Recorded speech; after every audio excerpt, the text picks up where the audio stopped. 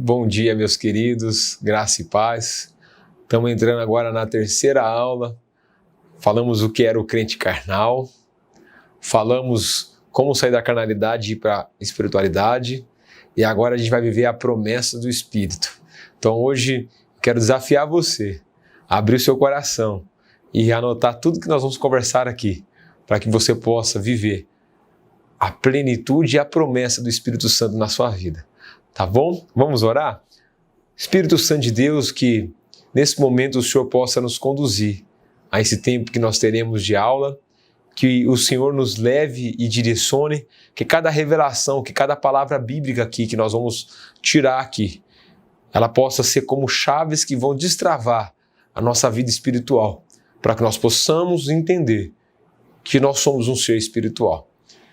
Assim nós te pedimos, nos conduza, que cada pessoa que estiver vendo a nossa aula agora possa ser tocada pela tua presença.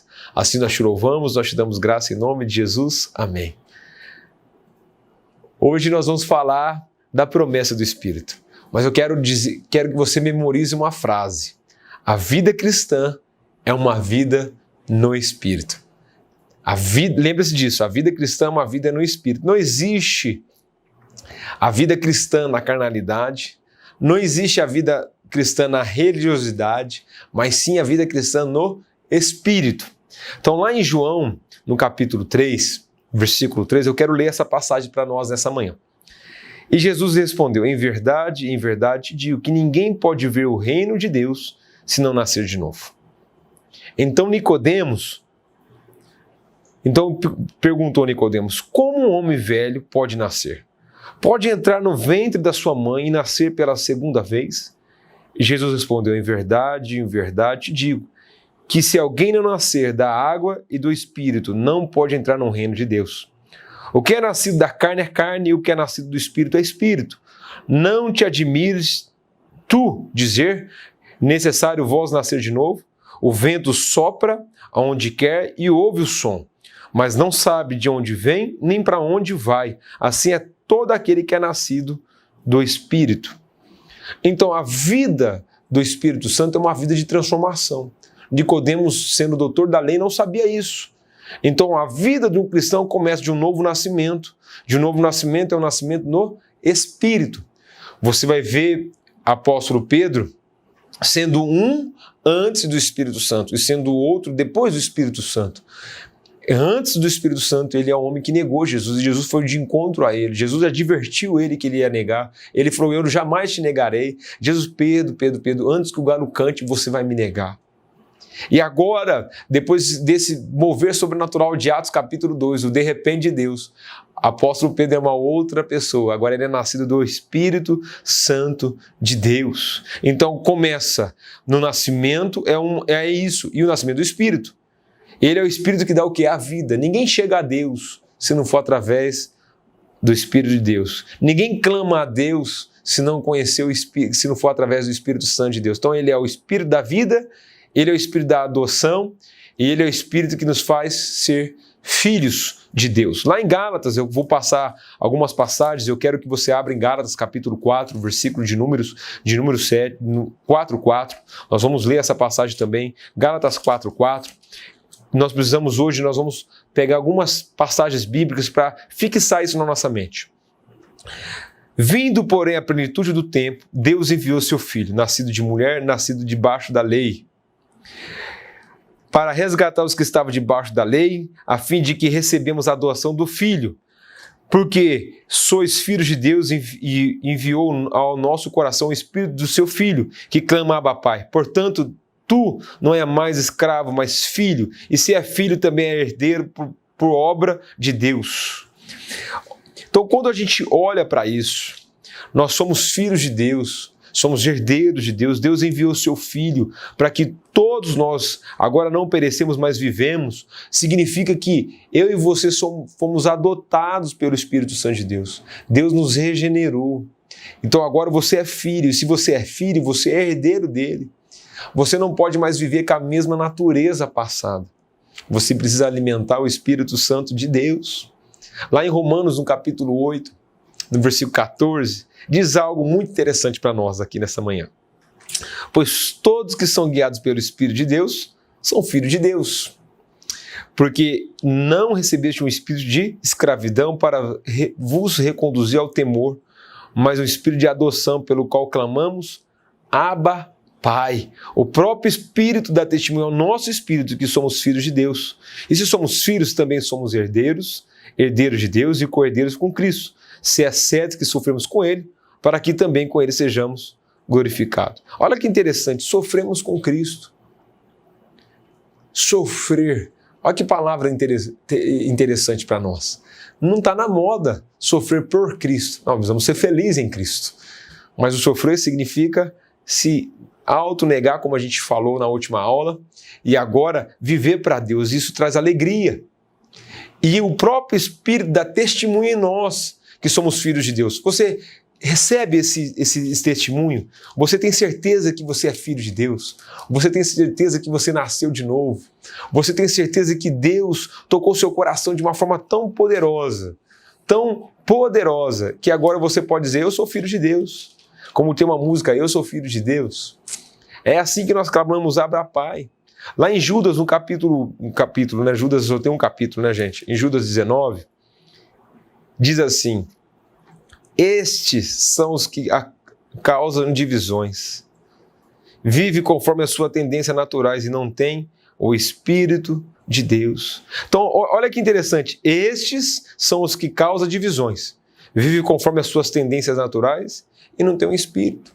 Ou seja, toda pessoa que não tem o Espírito de Deus, naturalmente é carnal, naturalmente causa divisões. Por quê? Porque não tem o conhecimento do Espírito Santo de Deus.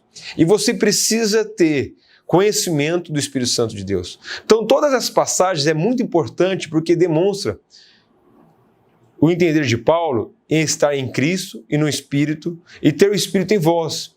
E o Espírito em vós. Quer dizer, todas essas expressões são sinônimas. Ninguém pode ter Cristo, portanto, sem ter o Espírito Santo em nós. Porque é o próprio Espírito que dá testemunho em nós que somos filhos dele. Depois que ele vem residir em nós, tomamos o nosso corpo, seu templo. Está lá em 1 Coríntios capítulo 6, versículo 19. Somos morada, começa a sua obra santificadora. Em outras palavras, seu ministério implica tanto em revelar-nos a Cristo, como formar Cristo em nós. Ou seja, quando Cristo está em nós, tanto começa a sua obra que ele começa a revelar Cristo e santificarmos. Então, ou seja, a revelação do Espírito Santo de Deus em nós leva-nos ao quê? A santificação. Se o Espírito Santo de Deus está em mim, ele começa uma obra de revelar Cristo em mim, e conforme ele vai revelando Cristo em mim, as minhas atitudes vão revelando o caráter de Cristo, e naturalmente a minha santificação ela começa a acontecer.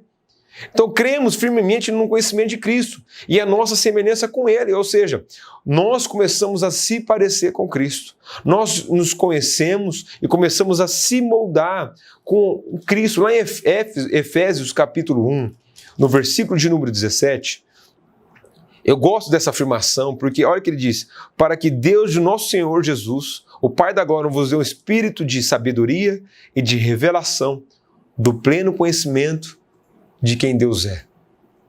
O Espírito de Deus, de sabedoria e de revelação, deu um conhecimento de quem Deus é. Para você conhecer Deus, você precisa do Espírito Santo. Jesus diz, é necessário que eu vá, para que eu mande o Consolador.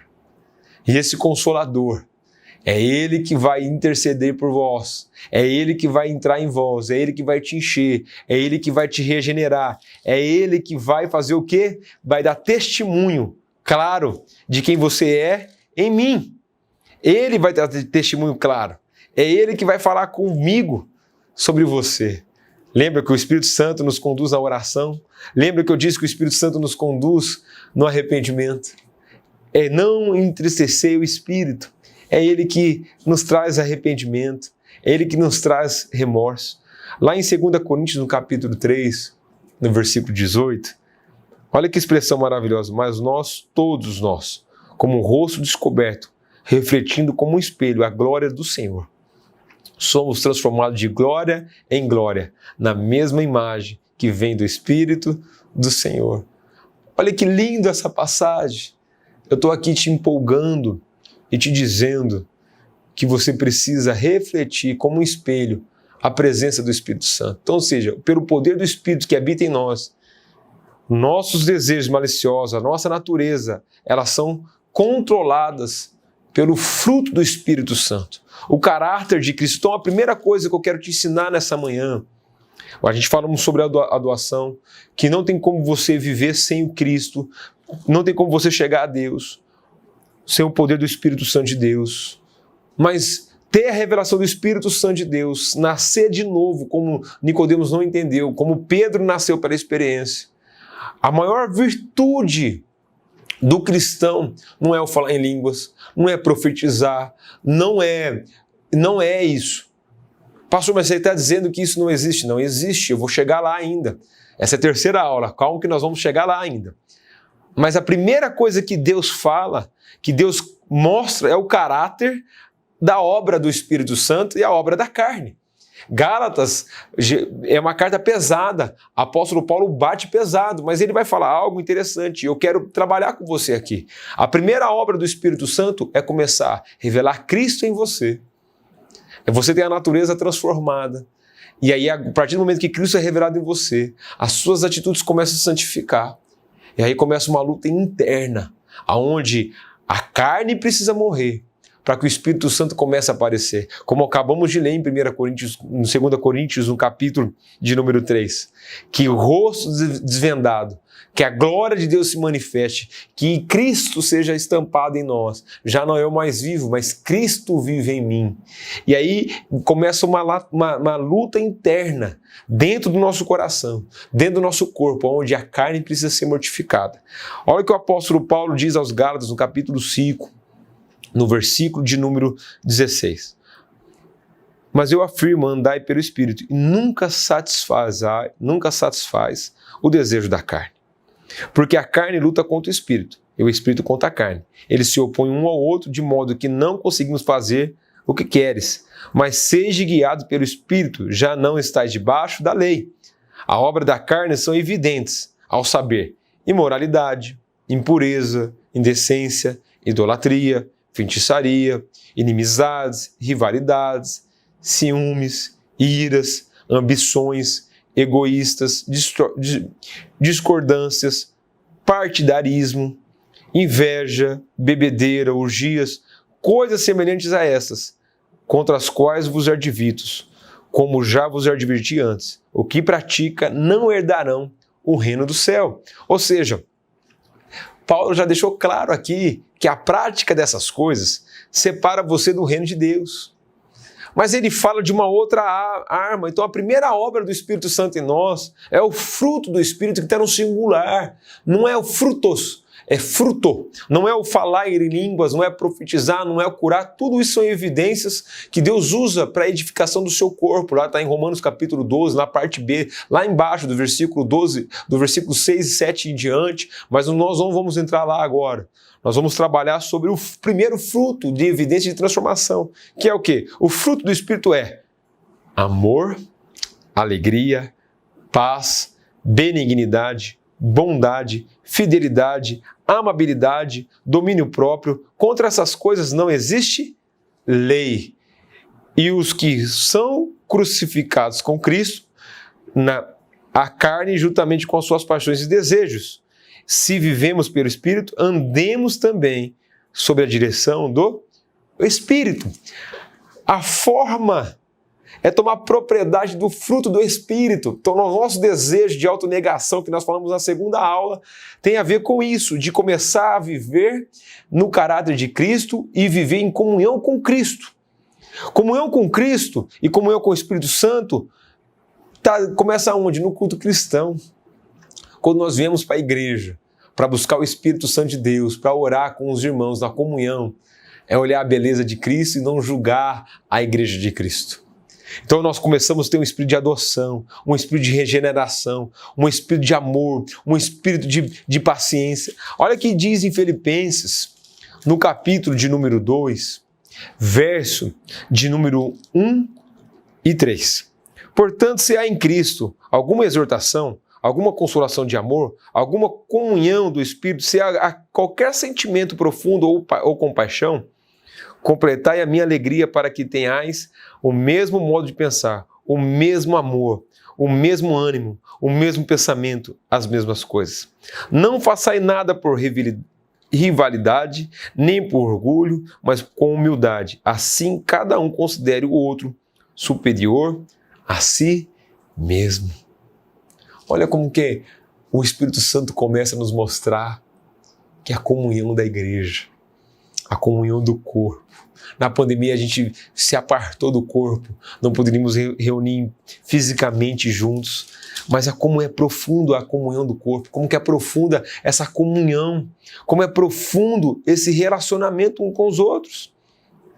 Então é a chegada do outro, é olhar o testemunho de Cristo na vida do outro, é equipar as pessoas com o dom do Espírito e mostrar para ela na evidência que é muito mais do que ser usado por Deus, mas é pertencer a Ele e ter o caráter dele embutido em nós. Mas tudo isso começa como? Através do Espírito Santo, no novo nascimento.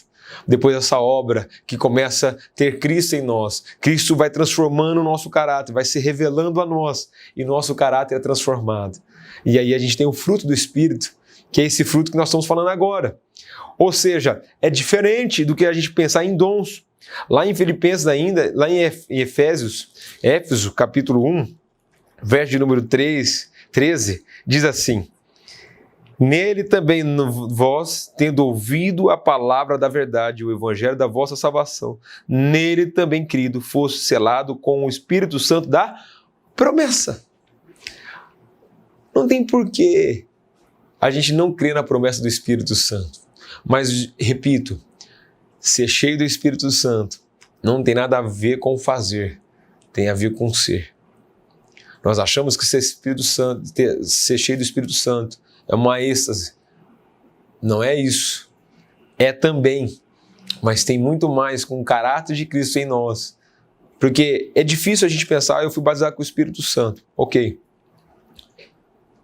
E por que as atitudes continuam as mesmas? Por que o sentimento continua os mesmos?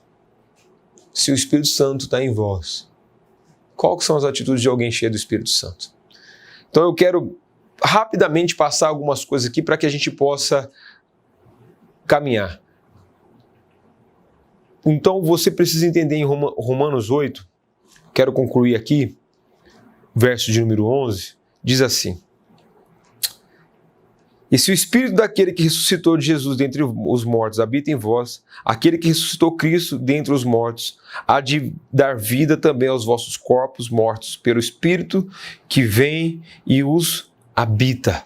Então, ou seja, nós precisamos dar testemunho claro que nós somos cheios do Espírito Santo. Você precisa crer na promessa do enchimento do Espírito, batismo e enchimento. Nós podemos trabalhar esses nomes e depois a gente vai trabalhar as diferenças disso. A promessa é que todos nós somos seres espirituais e todos nós precisamos caminhar na dinâmica do Espírito Santo de Deus. Esses versículos que eu coloquei aqui, essa base que eu coloquei aqui, primeiro é nascer de novo. Segundo, é permitir que o Espírito Santo entre em vós e através do Espírito Santo, Cristo começa a ser revelado em nós.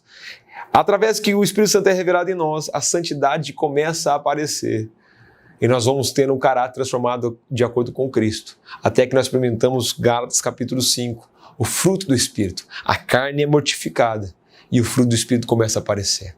Essa é a promessa do Espírito Santo, onde tudo é transformado de dentro para fora. Então lembre-se, não é fazer, é ser. Nas próximas aulas nós vamos continuar da onde paramos e aí a gente vai entender, depois de ser, começar a fazer e se mover nas promessas do Espírito Santo e nos dons que são liberados para que nós possamos se mover para equipar a igreja e para transformar o mundo lá fora. Que o Espírito Santo te conduza nesse tempo. Vamos orar? Pai, obrigado por esse tempo. Obrigado por esse momento de busca da Tua presença. Nós estamos aqui, Senhor, aprendendo mais de Ti, buscando a Tua promessa. Hoje nós falamos daquilo que é mais importante, a promessa do Espírito Santo.